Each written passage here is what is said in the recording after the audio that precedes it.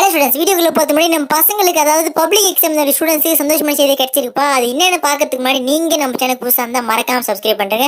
அப்படியே பக்கத்துல பெல் பட்டனை ஆள்னு செட் பண்ணுங்க. அப்பதான் நம்ம போற ஒவ்வொரு வீடியோ உங்களுக்கு உடனுக்குடன் வந்து சேரும். சரிங்களா? சரி, வாங்க வீடியோக்குள்ள போலாம். ஸோ அதாவது என்னன்னு பார்த்தீங்கன்னா 10th and 12th public exam வந்து டேரக்டா நடக்கக்கூடாது அப்படின்னு பார்த்தீங்கன்னா கோர்ட்ல கேஸ் வந்து போட்டிருக்காங்கப்பா. இதோட மட்டும் இல்லாமல் அதில் மென்ஷன் பண்ண என்ன பார்த்தீங்கன்னா நம்ம 10th and 12th பசங்க கொரோனா காரணமாக டேரக்ட் கிளாஸ் அட்டன் பண்ணல. மோஸ்டா பார்த்தீங்கன்னா ஆன்லைன் கிளாஸ் அட்டன் பண்ணிக்கிறாங்க. அதாவது இப்போ 7 மாசம் ஆன்லைன், பாக்கி இருக்கிற 3 மாசம் 4 மாசம் பாத்தீங்கன்னா அவங்க வந்து ஆஃப்லைன் கிளாஸே போயிருக்காங்க. ஸோ இந்த சிச்சுவேஷன் அவங்களால எப்படி வந்து டைரக்டா வந்து பப்ளிக் எக்ஸாம் எழுத முடியும்? ஸோ இது வந்து லாஜிக்கே இல்லை.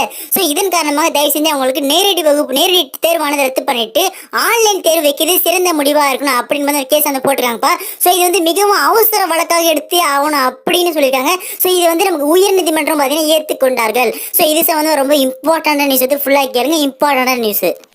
மாநில தேர்வு வாரியங்களின் 10, 12ஆம் வகுப்புகளின் பொதுத் தேர்வுகளை நேரடியாக நடத்துவதை ரத்து செய்ய கோரி உச்சநீதிமன்றத்தில் பொதுநல மனு தாக்கல் செய்யப்பட்டுள்ளது.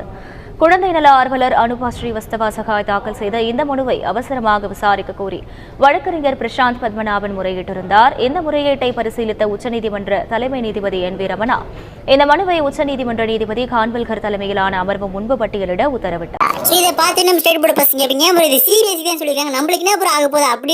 நல்லா தெளிவாக சொல்கிறேன், புரிஞ்சுங்க.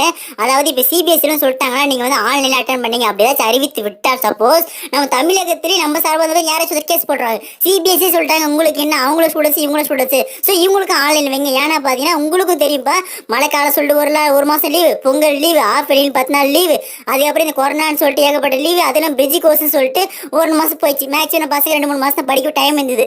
ஸோ இந்த சிச்சுவேஷனில் உங்களுக்கு இந்த ரீசன் சொன்னால் உங்களுக்கும் சப்போஸ் அங்கே சிபிஎஸ்சி அறிவித்தால் நம்ம ஸ்டேட்லேயும் 100% வருவதற்கு வாய்ப்பு எக்கச்சக்கமாக இருக்குது. ஸோ இதை பற்றி நான் அடுத்த தடவை கொடுத்துட்டே இருக்கேன். ஸோ அதெல்லாம் நீங்கள் டக்குன்னு தெரிஞ்சுக்கணும் வச்சுன்னா நம்ம சேனல் புதுசாக இருந்தால் மறக்காம சப்ஸ்கிரைப் பண்ணுறேங்க. அப்படி கீழே நம்ம டெலிகிராம் குரூப் இருக்கு, உடனே வந்து ஜாயின் பண்ணுறேங்க. எல்லா அப்டேட்ஸும் அதில் ஃபஸ்ட்டு அப்டேட் பண்ணுறேன். ஓகேங்களா ஸ்டூடெண்ட்ஸ்? சேனலுக்கு சப்ஸ்கிரைப் பண்ணுங்கள். ரொம்ப நாளாக சொல்லிக்கிருக்கேன், நீங்கள் பண்ணுறதே கிடையாது.